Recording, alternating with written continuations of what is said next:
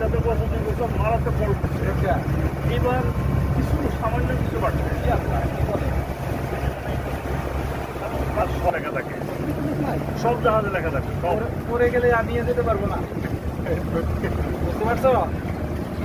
এই বাপ মা সন্তান ভালো হবে, কাঁচা গার্লফ্রেন্ড দিয়ে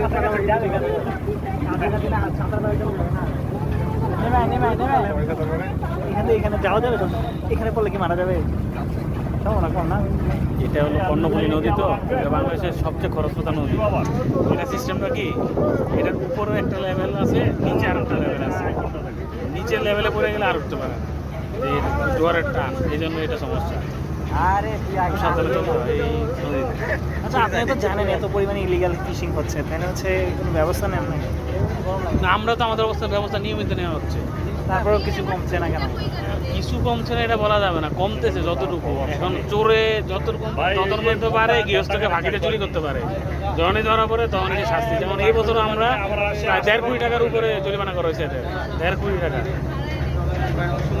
আমরা আমাদের আরেকটা বিষয় হলো আমাদের অনেক লিমিটেশন আছে। ফার্স্ট অফ অল হচ্ছে